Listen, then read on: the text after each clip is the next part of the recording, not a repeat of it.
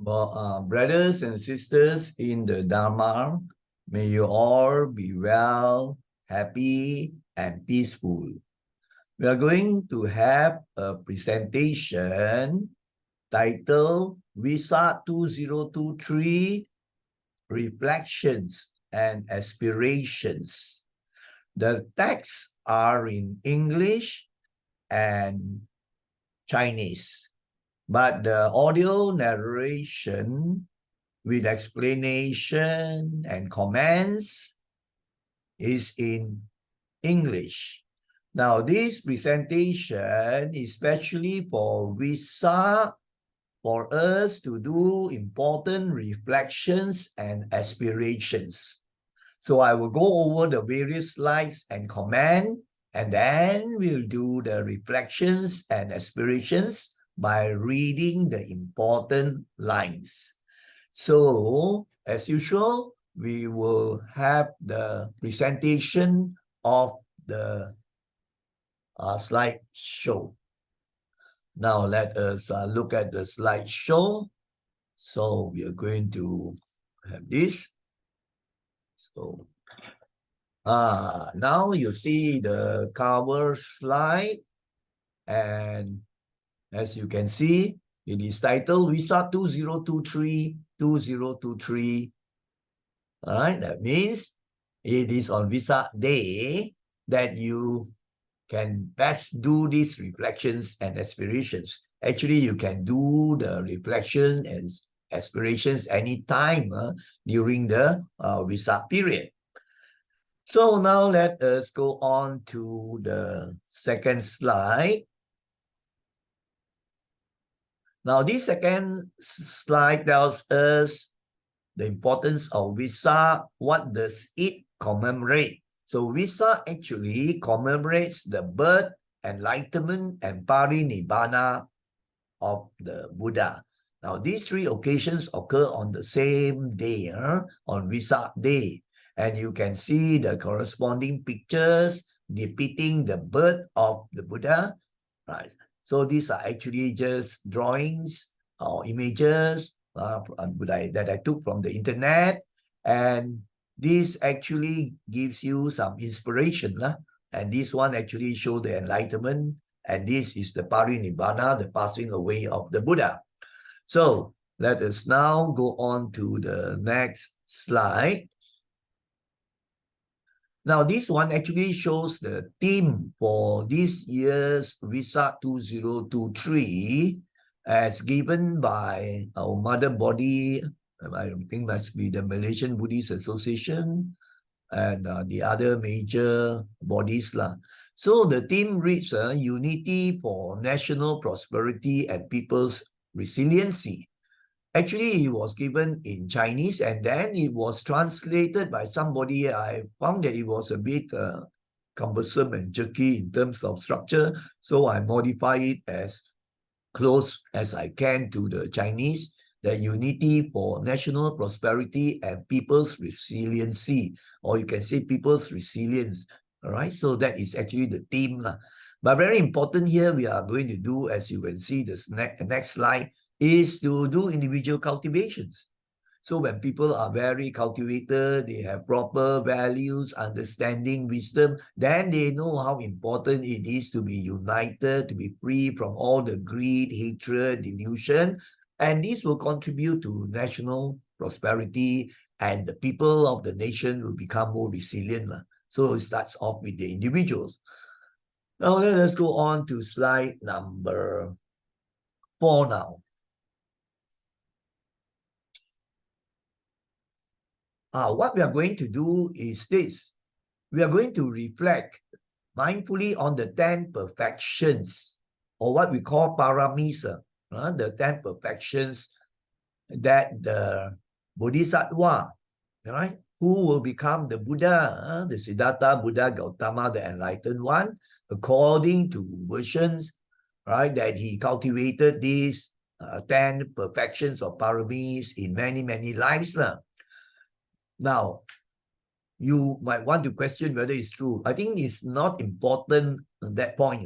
You can say, well, it's not in the original scripture, but you find that the 10 perfections are all very good qualities of the mind that we need to cultivate on the spiritual path in our Dhamma practice. So let us all reflect mindfully on the 10 perfections or paramis, and cultivating the perfections, one can have a heavenly rebirth, right?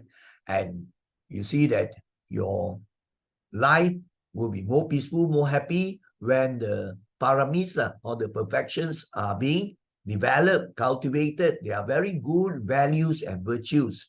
And then, for future births, because of very good virtues and values that you practice in life, you're bound to have good rebirths. So that is this important thing about cultivating the paramis.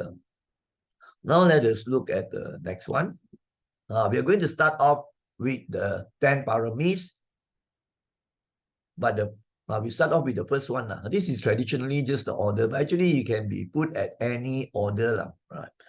So now we are going to look at the first one. Now the first one talks about dana. And dana translates usually as charity, giving, generosity also sometimes used. And dana is a very important spiritual practice.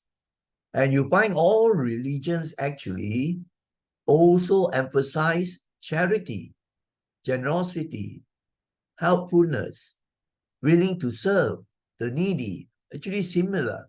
So this is very important for us. So when we reflect on this, then we know that we have to practice it. It's just not in theory. Now, you find in this presentation, for the reflections and the aspiration, each slide has a picture that traces the important events in the life of Buddha Gautama. That one you can view later in the PowerPoint or the video to just get a reminder of the very inspiring life of the Buddha Gautama, which I actually did a series of presentations before. Life of Buddha Gautama, right? So now let us look at the aspiration reflection first. Charity or giving is dana in Pali. Pali was the language used during Buddha's time, or some dialects very akin to Pali. Pali is the closest. So then the aspiration we have to do is, may I constantly practice dana mindfully. Now, it's just not a one-time thing that you just do one charity and that's all. It has to go on and on and on from life to life. That is an important thing. So we make that aspiration to always or constantly practice dana in so many ways, right?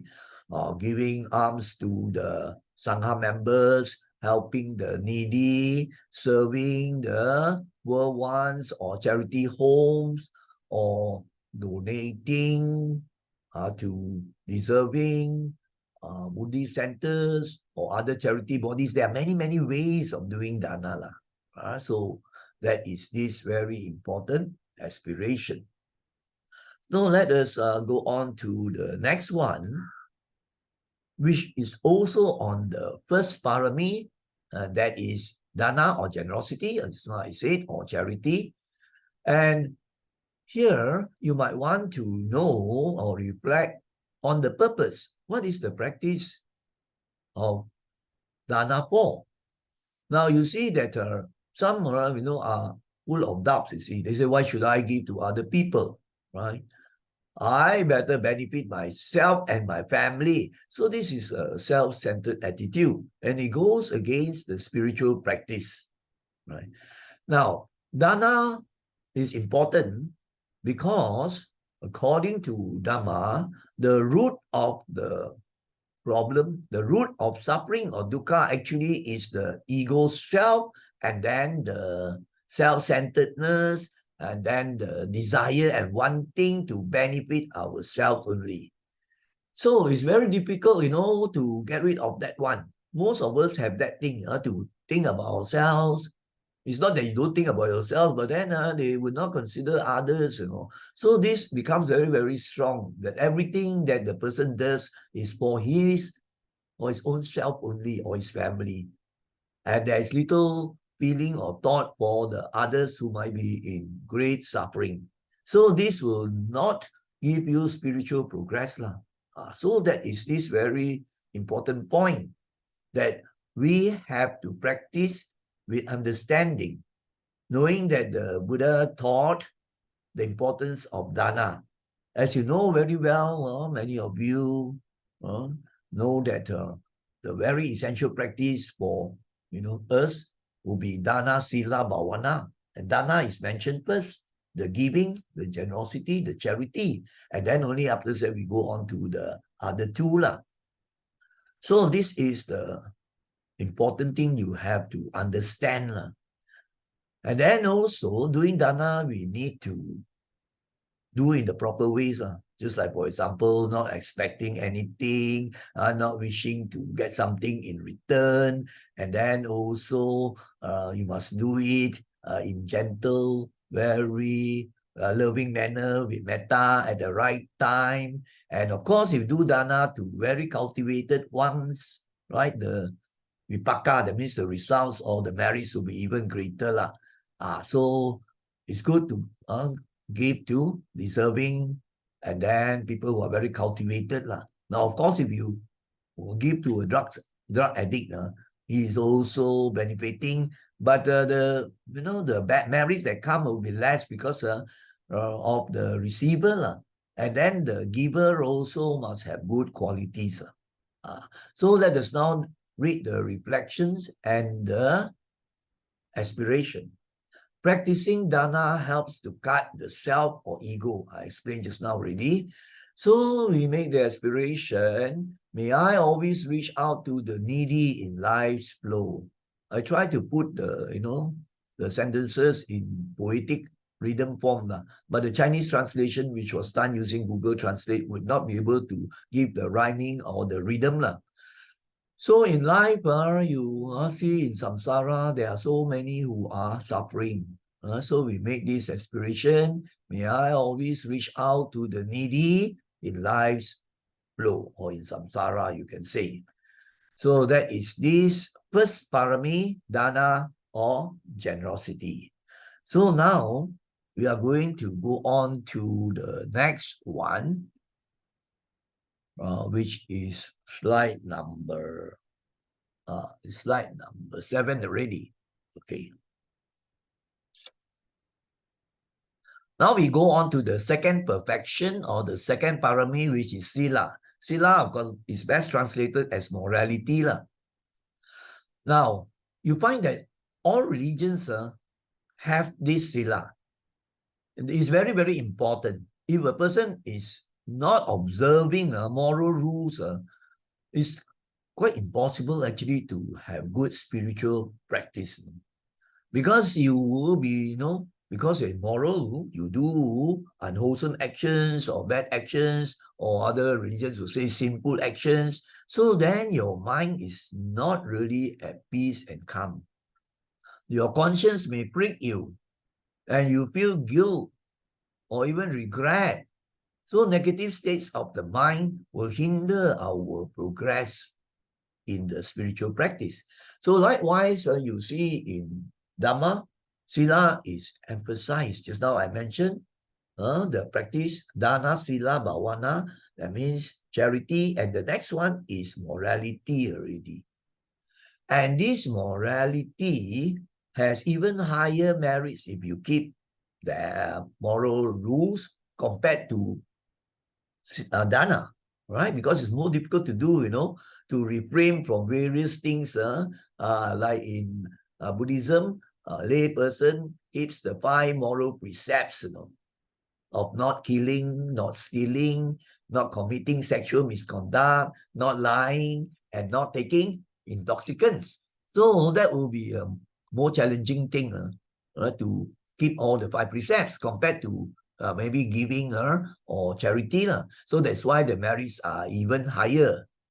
So you need to understand this clearly, and the reflection on the Dhamma teaching, and then the aspiration that we make. It's good to make aspiration. Reflections and aspirations are important in our Dhamma practice. Now let's read this reflection. Morality is the foundation for Dhamma practice. Yes, it's the base. It's the base for you to progress further into meditation, into developing wisdom through reflection on the Dhamma, understanding and reflecting, right? To cultivate the mind. But if your morality is not there, which means that you flout the moral precepts, your mind is difficult for you to reach a calm, tranquil state in order to proceed further in your mind development, which is the third aspect of bhavana, right? So based on this understanding, let us now reflect again very carefully and do the aspiration. Morality is the foundation for Dhamma practice. May I always keep my moral precepts for mental peace. Yeah, you find people who are morally very upright, always keeping their moral rules or precepts, their minds are more peaceful. They don't have, fear that much of what to come, because the mind is good. And then they can proceed on to the other aspects of the practice. And you find that they can sleep peacefully because they are not troubled by any wrongdoing or any fear or shame of the wrongdoing, isn't it? So you see how important keeping moral precepts is. Uh, and you will find there will be many benefits. People relate better to you. You fit very peacefully into society. The devas also will help to protect you because your mind is more pure. So now you see how important it is to keep the precepts. And we make this aspiration of always keeping the moral precepts, the 5 precepts just now and I mentioned. And so this sort of ingrained in you already, if you constantly make the aspiration. It's something like a program mindfulness, right? You can say something like auto-suggestion or conditioning the mind, to keep the precepts. And even if you do not succeed in keeping all the precepts, you don't feel guilty or remorse and so on. So what can be done is to note it that you have not kept one precept that you have liked, then just note it, and then you make the aspiration not to do the wrong thing again, and then you continue to do more and more good things. So there's a positive attitude, isn't it? Because if you have the guilt feelings and you carry with you all the while, that is not good for the mind. So that is the way we handle this breaking of the precepts. But you must know that you have broken, and then also make the aspiration that not to do it, and really try your best not to do it again, and do all the good things, something like compensation. Then you move on already. So that is a very good attitude. Now let us go on to the slide number 8 now. Now, slide number 8, we are still at Sila or morality. And he talks about the evil karma now. Now, you see, the bad karma or the unwholesome deeds can be done through 3 doors, which are through the mind, our thoughts, right? All the, unwholesome thoughts like, greedy thoughts, hateful thoughts, angry thoughts, wanting to take revenge thoughts, jealousy thoughts, and then a very heavy thinking of desiring certain things, attaching to things, all right?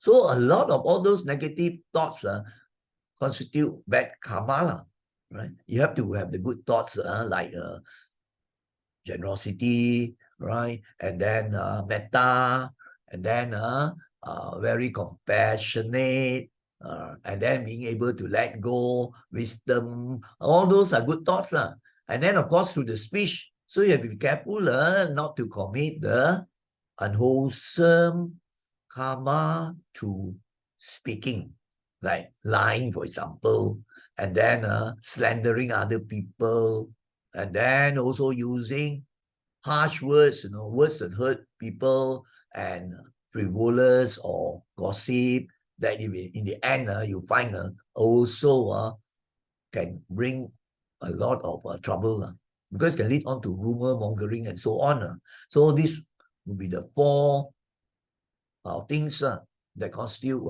unwholesome deeds of the speech. And then the body, basically, already, like killing, stealing, or taking what is not given, and sexual misconduct. So when you understand this already, then you can sort of reflect again and again. The evil karma is done through the mind, speech, and body. There are 10 unwholesome deeds which I've done before. So you say, every time I must be careful. And when you go over so many times, it's automatic already. Then you know which are the 10 unwholesome deeds. Just now I mentioned already, the mind, speech, and body. So you constantly reflect on this, and then also make that aspiration that you must have this thing very important. May I have right view, right speech, and action constantly. Actually, when you have right view and right thoughts also, then you find your speech and action will follow. Right speech and right action will follow. So then you make the aspiration that I must have the right view. And then, of course, after the aspiration, then you will try to actualize it or learn and reflect and practice it, right view. And then, of course, you make the aspiration to always speak right speech, to have right speech, right? To always tell the truth, not to slander, you don't talk bad about other people, and then not to what do you call it, use harsh speech or rough words, bad words, and so on, and then do the good actions of not killing, not stealing, and not committing sexual misconduct. So this is how you make the aspiration. Now this is actually explaining to you. Then anytime you can go over on your own in the silence, and do the reflection and aspiration on yourself. You can use the PowerPoint. You don't have to listen to my explanation because you understand very clearly already. So that is this slide number 8 now. Now let us go on to number 9. Number 9 goes on to the next of the paramis of perfections. It is the third of the paramis that is titled Nekama in Pali. This Nekama translates the best as renunciation. Renunciation, not attaching, letting go, basically, if you find the word a bit difficult, to 放下, renunciation. Of course, at a higher level, a deeper level, renunciation is to renounce the worldly life and go into monkhood, or nunhood. That means you become a Sangha member. That is at a good high level. But ordinary people, when you say renunciation, you can apply it at a lower level, like, not always to attach onto things, to cling onto things, to grasp things, to want this, want that, because that will give samsara. It's definitely, right? So when you have these unwholesome desires, and then, you want those things, you crave for those things, and then after that, you have formed attachments to this that you must have, and then you will do certain things in order to get the things that you crave for or desire. And some of the things that you do are unwholesome, generating bad karma, right? And then once you get those things already, you'll be happy for a while, but after that, other things will come again. You want more things, you crave more things. So you do not understand. We do not understand. We have ignorance, actually. And this ignorance of the way things really are will bring about the craving, attachment. So it's very important to understand and then to reflect and make the aspiration. Now, so the reflection and aspiration that I've written goes like this. Craving and attachment is the root cause of dukkha. Usually you put that tangha, craving is the cause of dukkha. Actually, it's connected to other things. And starting actually is the ignorance. You do not know the Four Noble Truths. So then you have the unwholesome desires, craving, attachment, clinging, grasping. So these are the root things. So then after that, once you reflect on the Dhamma teaching, then you make the aspiration. May I realize that worldly things are transient in samsara.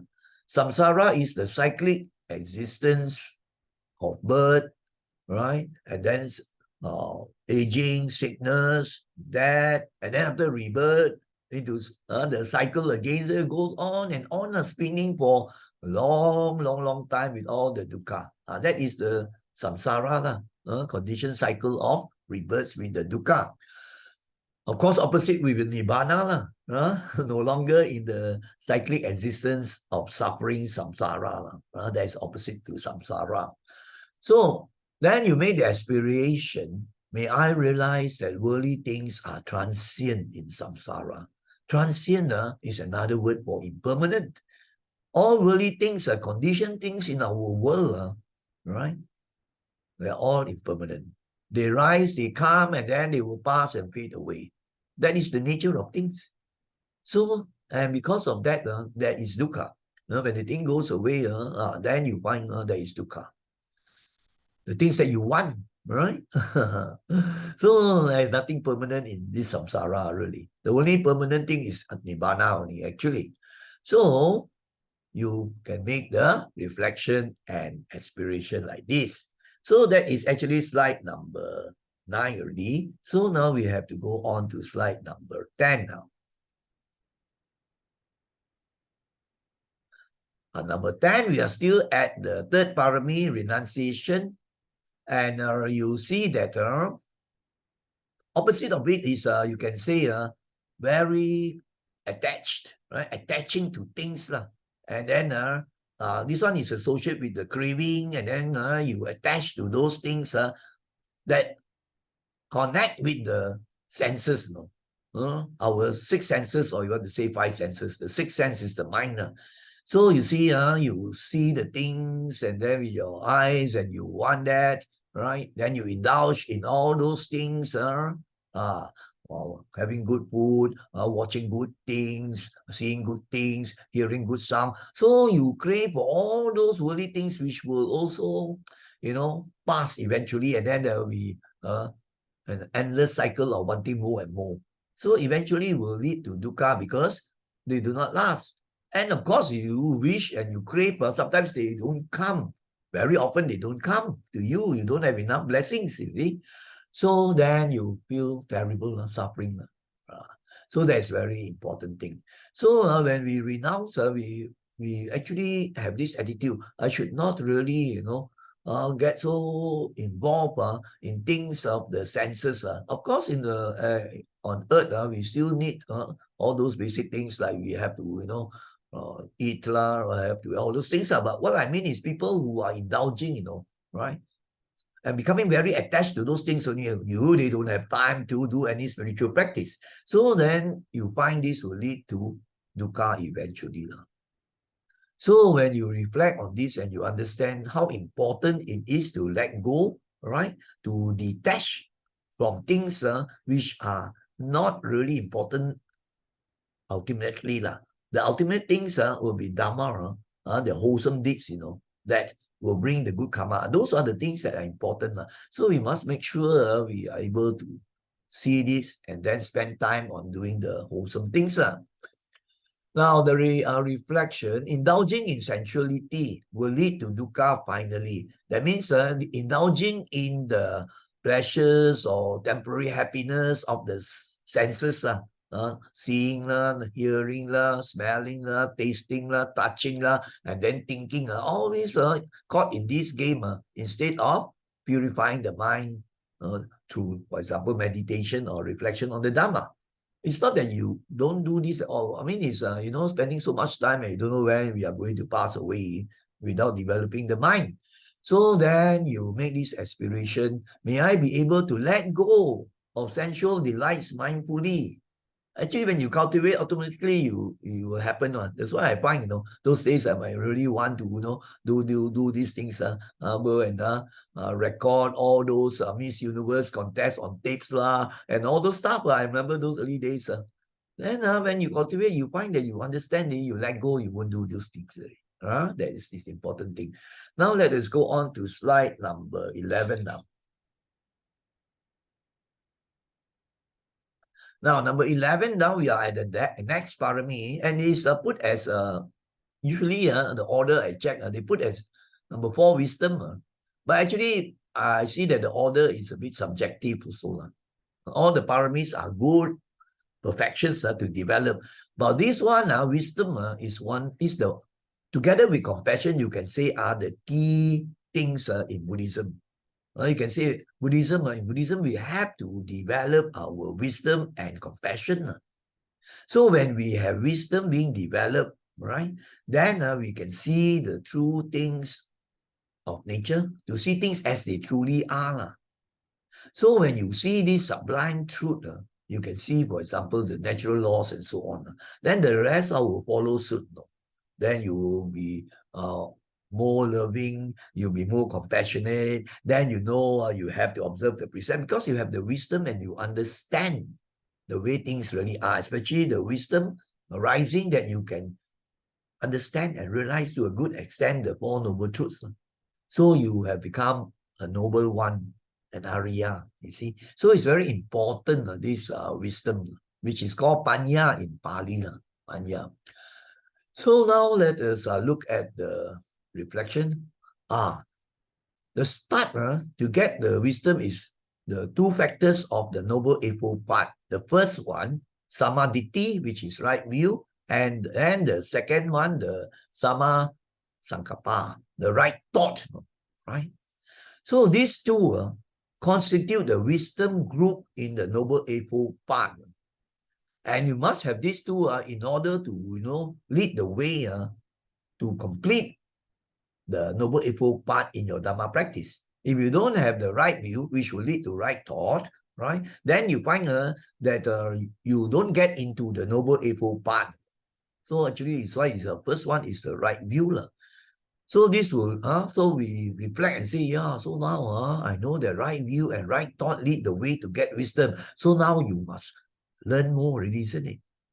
And then also to reflect more, to discuss with people, what is this right view and right thought, right? Right view, actually, the most important point is to have the right understanding of the Four Noble Truths.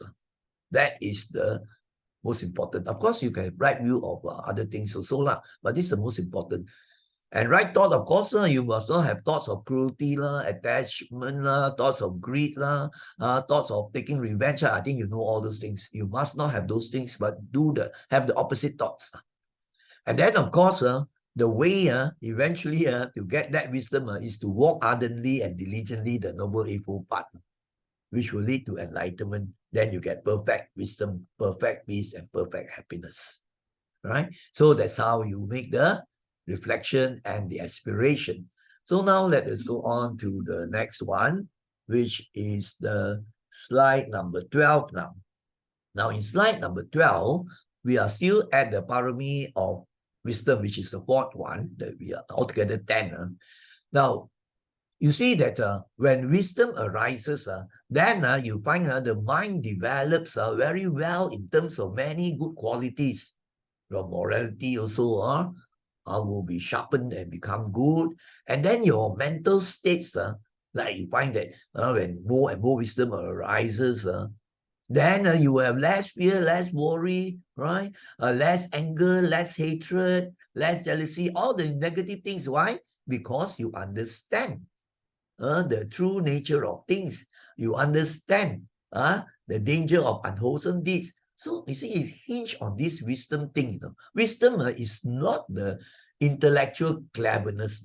You can have people who are very educated up to university, may even hold, PhDs and so on, that they can also become terrorists. So you must distinguish between wisdom and, what we call cleverness. the mundane intelligence. Wisdom is being able to see things as they are very clearly, to discern what is good, what is evil, what should be done, what should not be done. That thing is not acquired by just mere study. Of course, you can read, the theoretical thing, but then it's the practice that will develop this. There are people who are not educated in the course of practicing Dhamma, but the wisdom is fantastic. I think you know of certain or cultivated monks and so on who don't have very high education, but you find that Ajahn Chah, I think he had only primary education, but yet you find wow, so many followers. The Westerners, them have high degrees and so on, and they respect very much. Why? Because there is the wisdom. So then when we reflect like this, that wisdom will bring mental tranquility and happiness. Because when we have wisdom, we understand the true nature of things, and then your wisdom was obtained through the practice of the Noble Eightfold Path completely. Then you find the mind can be developed to an extent that you can get into great mental states of peace and happiness. Isn't that fantastic? So the wisdom is not attained through just mere academic study. You need to practice. So then you realize this, or you reflect and understand it more clearly, then you make the aspiration. May I ardently, with enthusiasm, with passion, right, with sinsim, with sada, all those qualities, ardently, ardent, you cultivate the mind with mindfulness. And you look at the scriptures, all these, there are ways that tell you how to cultivate your mind. The bhavana aspect, developing the mind, one of which is meditation. Then you have other things like listening to the Dhamma with yoniso manasikara, with focused attention, wise reflection, right? Thorough consideration, various translations, with that state of mind, which is very unique. Then you see, you get into the right view, all right? And from there, you get wisdom coming, and you must practice the mindfulness, the 4 foundations of mindfulness, for example. So that is slide number 12. Now let us go on to the next one, because we have many slides, so speed up a bit. Number 13 goes to the 5th parami, which is diligence. And it has been mentioned that diligence is the most, if not the most, is one of the most important qualities to have in Dhamma practice. Actually, not only in Dhamma practice, in our everyday life, in our worldly life, to be successful in the studies, in our work, in our career, and also in running smoothly a family. You have to put in the effort to have a good family, isn't it? Anyway, now we are talking about Dhamma practice. If you don't have diligence, it's difficult, right? You overwhelmed by the laziness, right? And then you slacken, You might even decline, right? Going backwards or backsliding. So always remember that diligence is very important. So let us do the reflection. Diligence is very important in Dhamma practice, certainly. May I not be conquered by sloth, torpor, and laziness. That means make sure that is one of the 5 hindrances, that being lazy mentally, very sleepy, very sluggish, right? So all these things, if you are not sick, if it's not due to medical reasons, but it's just due to the Mara forces, that you're in the habit of being lazy, and then every time oversleeping. But of course, sometimes due to medical reasons, we understand, but I'm not talking about those things. I'm talking about actually the weakness of sloth, torpor. So you make the aspiration, so your mind will try to overcome this hindrance of sloth, torpor, and laziness. So that is this reflection and the aspiration. Now let us go on to the next one. Also, each of the perfections has 2 slides. So this, the 5th one, is also on viriya, which translates usually as energy, or you can put in effort also, right? Energy or effort. And if we don't put in the effort, or we don't have the energy, or we don't have energy, or you don't arouse your energy to do something, to practice, for example, here the Dhamma, right? like Dana, Sila, Bhavana, or Sila, Samadhi, Panya, then you find it becomes a great hindrance that you can't make progress. And in fact, in the spiritual practice, one of the important teachings is the 5 spiritual powers. And in the 5 spiritual powers, one of them is energy. You have 4 others, right? So this one is a very important aspect that we know that we have to put in, we have to exert and put in the effort to be energetic, to be alert. We are not talking about cases that are sick. We are talking about ordinary people who actually are weakened because they fall into the temptations of Mara. Mara will be the personification of the devil, not really the real devil come to disturb you. It's your own mind, everything with the weakness because of past life, conditioning, old habits, and so on. So you have to exert that thing. So that is this background. So then we reflect, you can read out more of this spiritual power called Viriya. One of the 5 spiritual powers is Viriya or energy. So may I not ever slacken to practice the Dhamma consistently. I think I posted before, like something like the Parabhava Sutta, where the causes of downfall. So you don't fall into the traps. You fall into the traps, you go backwards. I've seen that happening very often, even in our association. People, who are very, very energetic, very hardworking in terms of the Dhamma practice, but later on, slacken until finally give up already and then go back to the worldly ways. It's not that you can't enjoy some of the things, it's just that you must be, what we call it, determined and disciplined, to always spend time. So for that, you require energy or effort, good effort. So now let's go on to the 6th one. And the 6th one is now on the parami of patience, a very, very important parami or perfection, which in Pali is called kanti. That you see, so many motivators have talked about the importance of patience. He that wants the fruit must climb the tree. No pain, no gain. Not patient, and that is what happens.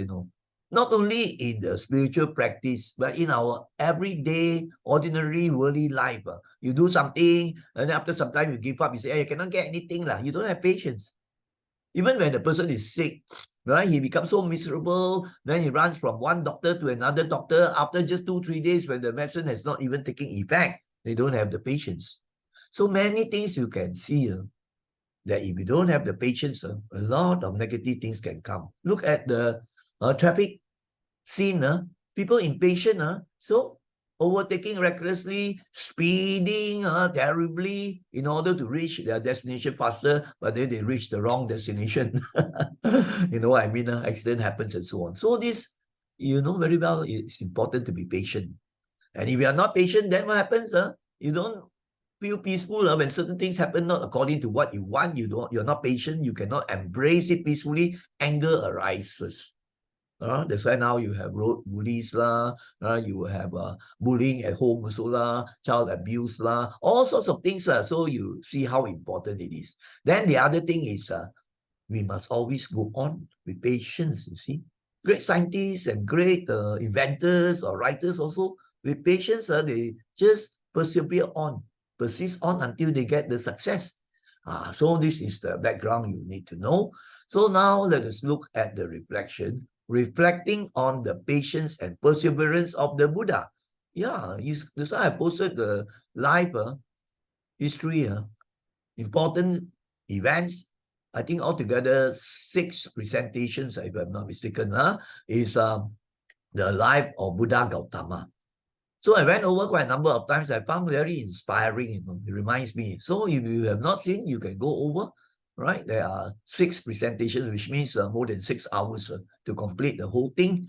And then you see, wow, especially the 6 years where he struggled, practicing asceticism, self-torture, wow, very tough, but he still had the patience and the perseverance to go on.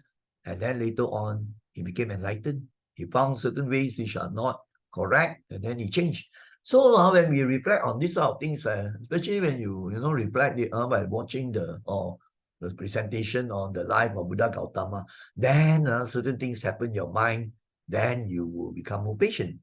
So the reflection you do is, may I have great patience in my Dhamma practice to end dukkha, right? So there is a very good reflection, isn't it? I was once very, very impatient. I remember I got my high blood pressure when I was 30 over because I'm very impatient. But I found that the Dhamma had helped me a lot on ways and understanding to become more patient. I'm not perfect now still, but it has helped me a lot. So I'm quite grateful to the Dhamma. One of the reasons, you see, why I have this great passion to promote the Dhamma and to sort of encourage you to go into Dhamma practice. It will benefit you a lot, certainly. So this is Kanti, patience. Now let us go on to slide number 16 now. So with no patience and understanding, the mind gets restless easily. Very true, isn't it? Just now I gave you the example of traffic conditions there. You meet people who are so impatient. Parents have got impatient already and then abuse the children. Teachers slap the students. So many instances. So you find a person that is impatient. And this impatient actually is a very, very common thing. I find when I speak to certain people, they are impatient to listen to what I have to say first. They don't have the patience. They will cut in, and then so in the end, I have to repeat how many times because they don't have the patience to listen to the things first. Very common. Because why? The mind gets restless, bored, right? So you cannot focus, cannot be mindful, cannot be concentrated. So when you have a restless mind, which is one of the five hindrances, restlessness.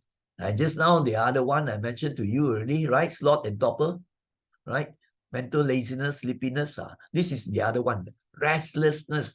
Right? So running here and there, everything also cannot be patient, So it's terrible. So when you understand this, then you do the reflection with no patience and understanding, my mind will get restless and easily. Then of course you find there are teachings that tell you how to improve your understanding of things, how to embrace things more peacefully when your Dhamma grows, your Dhamma knowledge, and then also how to overcome the restlessness. All these actually are in the Dhamma teachings. Then you make the aspiration. May I cultivate my patience, forbearance, to be able to bear with the hardship or pain. Many people give up the meditation because they don't have forbearance and patience and endurance. A little bit pain after 3-4 weeks, they tell me, brother, I meditate 3-4 weeks already. I did not get anything.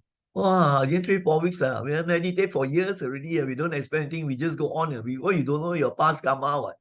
Right? So then you find that actually still we say that wisdom is so important, right? So we also always make the aspiration that may our wisdom rise. And we don't just say that without doing. As I've told you, methods like we have to learn, we have to reflect, then we have to discuss with the cultivated ones, and then contemplate on it, practice the teachings, and then you realize the Dhamma. Wisdom arises. The most important, of course, is noble effort part, as I mentioned. So that is the Kanti, slide number 16. So now let us go on to number 17. This goes to the 7th parami, which is Satcha. Satcha is truthfulness. Now today you see our world, wow, so many people are lying, dishonest, not truthful, cheating, deceiving people. You know of the scamming and all those stuff. Those are all unwholesome things. Unwholesome deeds which will have the vipaka, which means the not good consequences this life also and future lives, like not having good rebirths. So it's terrible. Right? That's why you have so many scandals. IMDb this and that. All the people are cheating and not being truthful, dishonest. So it's terrible. So if you are not honest and truthful, you find it's also a hindrance to the spiritual practice. Right? Because, you'll be always plotting, thinking how to cheat, how to gain things, how to be one up on others. All those things when you deal with society and people, all those terrible things happen in the mind. you are not really a noble one. You are craving for all those things. So let us make the reflection. Lying, cheating, and deceit, because we are at sacha, are unwholesome, certainly, because they bring suffering to yourself. Eventually you'll be caught, and then also future lives also will be affected, and then also you may feel guilt and remorse later on. So they are definitely unwholesome. Then you strongly make the aspiration, may I be honest and truthful in all my dealings with everybody. Truthfulness, honesty, not lying, all this very important. Businessmen, once you know that the fellow is not honest, always cheating, I think you boycott the fellow already, right? So this is an important thing. Now that is slide number 17. I still got 8 more to go. Time is catching up. I try to keep it, maybe this time I have to go beyond 1 hour. Now we go on to the next one, which is slide number 13. We're still at sacha, and just now I explained a bit already. So you see, why is it that there are some people, they don't have, that do not have this truthfulness. They practice wrong speech like lying. They practice wrong action like cheating, stealing, Actually, it boils down to, as I say, the first 2 factors of the Noble Eightfold Path, that we must develop the right view and the right thought. Then only, the others can come in and you go on, you see. So when we understand this, how important samadhi, or right understanding, and then the right thought, how important they are, then we know to approach in the right way of the Noble Eightfold Path. And also, the methods, right, of getting at the right view and the right thought. So we have to, sort of reflect, and you have to be convinced yourself. This one you have to investigate and find out. Right view and right thought leads a person to right speech and right action. Yes, because you understand the true nature of things, that how dangerous it can be if you have wrong speech and wrong action, generating all the bad karma, because you understand right view, and your thoughts are good thoughts, not evil thoughts. When you have the evil, bad thoughts, this can be translated into the speech and the action already. So you see how important to reflect on this. Right view and right thought leads a person to right speech and right action. May I be truthful in my Dhamma practice for liberation. Liberation means enlightenment. No longer suffering in samsara, the dukkha. That is enlightenment, or they have reached nibbana, really liberated already. Now let us go on to number 19. Number 19, we go on to the 8th parami, which is adhitthana, translates as determination.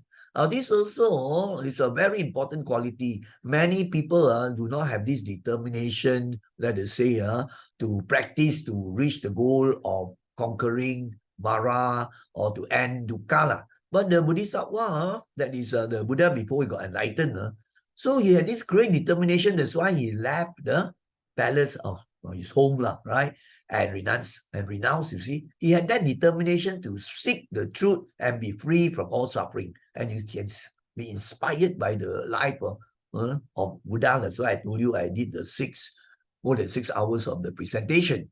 Right? So, if you don't have this quality, actually not only necessary for successful Dhamma practice, but also in your worldly life. If you are not determined to be successful in your career, to be successful in passing the exam, if you don't have that determination, then you become like leceh, slacken, postpone things, and so on. Then very hard to get success. So likewise also in Dhamma practice. And you see, it boils down to the wisdom again, that when you see the truth of suffering or dukkha, right, then you know how important it is. We have to go into the practice and get into the noble stage. So upon seeing the truth of suffering or dukkha, may I be determined to practice for nibbana. That is the aspiration you do, determined to practice. And then the other qualities with diligence and patience also. So this is adhitthana. Now let us go on to number 20. We are still at this parami of adhitthana or determination. And actually, as I told you just now, we can be inspired reflecting on the life of Buddha Gautama, especially his practice, right? The ascetic practice and so on. So hard, he sacrificed all the luxuries, the comfortable life he had, and all those things, and became like a bigger ascetic practices also. So difficult, but because he was full of determination to achieve the goal of conquering Mara and becoming enlightened. That's how he went on, and that's how we get the Dhamma even today. So when we understand this, then we do this reflection, contemplating on the arduous training of the Bodhisattva. May I be determined to practice Dhamma to conquer Mara. And Mara, as I say here, will be basically the personification of the evil. The evil here is greed, hatred, delusion. So you can replace it by to conquer greed, hatred, delusion, right? But I've used Mara because I wanted it to rhyme with Bodhisattva. And it's very important. You have this determination, so you practice hard, diligently, the right way in order to eliminate the evil forces of greed, hatred, delusion. So that is slide number 20 already. Now we go on to 21. Now we go on to the ninth parami, which is a very important one of metta, which translates as loving kindness, which is best translation, right? And it is a very, very important quality, a divine quality to develop in your mind. There are many, many benefits. There are 11 benefits the Buddha taught, So I've also posted on these 11 benefits before. So you need to practice, then you will see the benefits. I've been doing this since the Buddhist Association started. I think it's been more than 30 odd years, and I can verify for myself that what the Buddha taught was fantastic. It's really true. You see, so when you are motivated, you understand what metta is. I posted something like metta bhavana lah. That tells you what is metta, why do we do metta, loving kindness, and how do we do it. So you can refer to that. Now, this is what we call the divine abodes. Divine abodes because the Brahmas, the high gods, have this quality of metta, apart from the other three of the sublime states. All right. So this metta is one of those high heavenly quality. The Brahma realm has this quality. So one of the four divine abodes or sublime states, you can call it very, very lofty, excellent mental state in the mind, right? And that is metta. So you resolve or you make the aspiration, may I practice metta, as I said just now, basically to conquer Mara. The Mara of what? Particularly anger, hate, or palitam dosa. So you want to conquer anger? One of the very, very fantastic ways is to practice metta. You're conquering anger and hate. I think many monks have spoken on this also, using metta to conquer anger. So let us now go on to number 22 now. Now, the Buddha spoke of the benefits.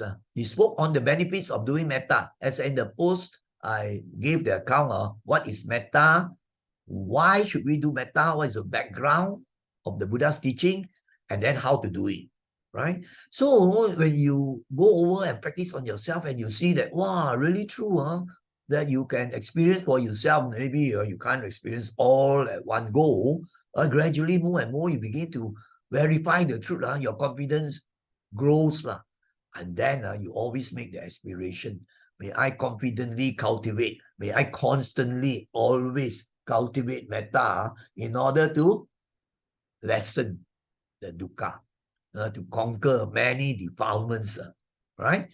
So that is this slide number 22. Now let us go on to 23. We come to the last of the perfections, which is also a Brahma Vihara. I told you just now the four divine abodes or four sublime states, The first one actually is metta. The second is karuna, which is compassion.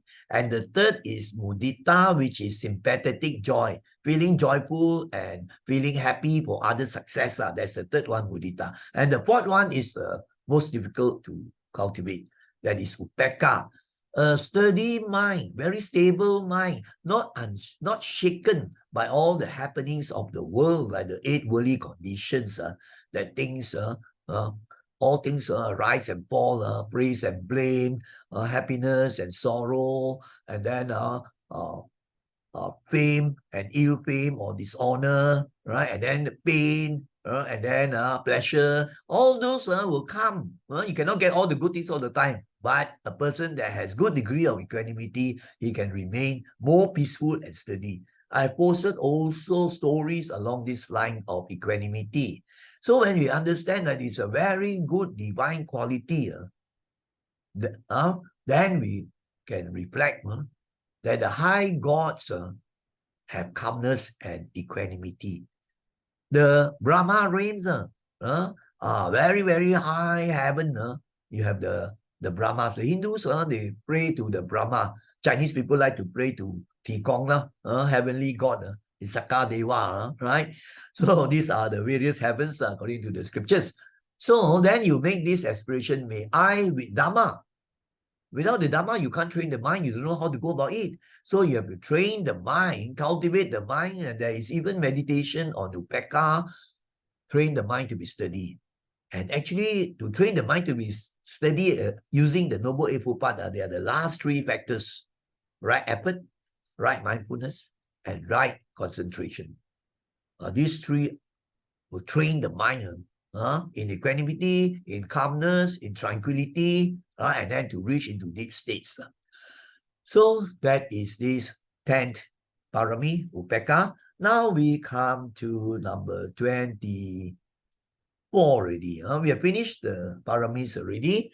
So now let us look at other things. We have crossed 1 hour already. Right.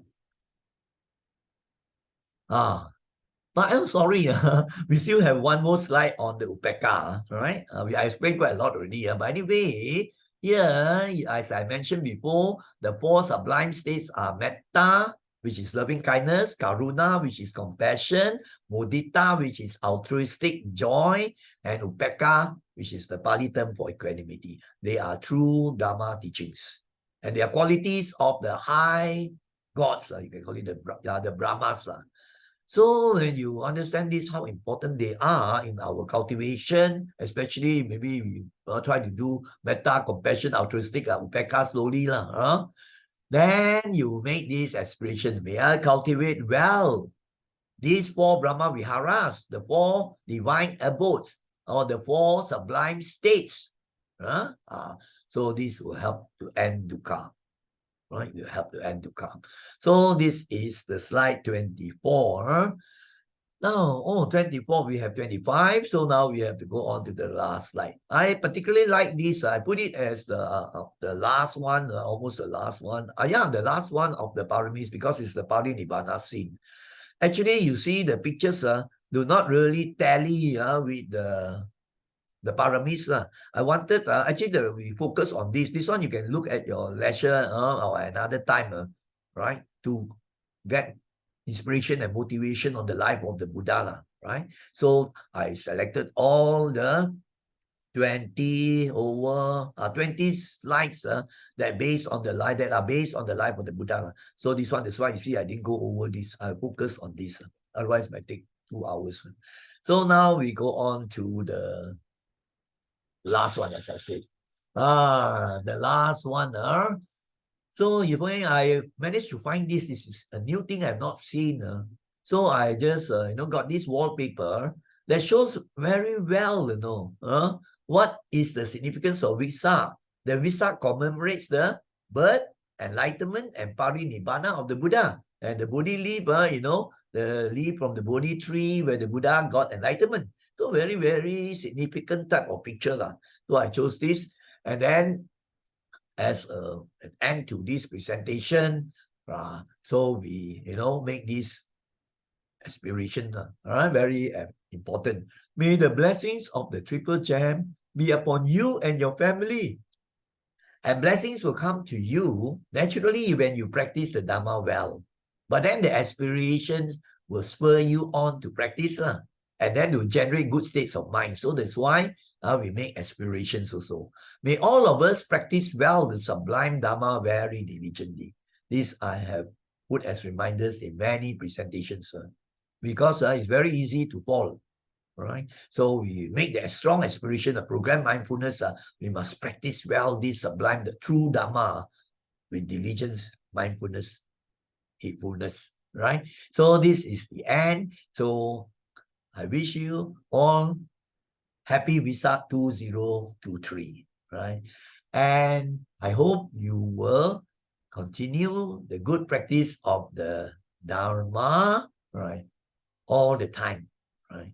So before we say sadhu 3 times, I would like to thank all the people, brothers and sisters in the Dhamma, and all who have watched this long presentation. Would like to thank and sadhu to you for following this presentation diligently with mindfulness and concentration. May you all be well, happy, peaceful, and may the Dhamma be with you always. And once again, wish you happy Wesak 2023. Take care.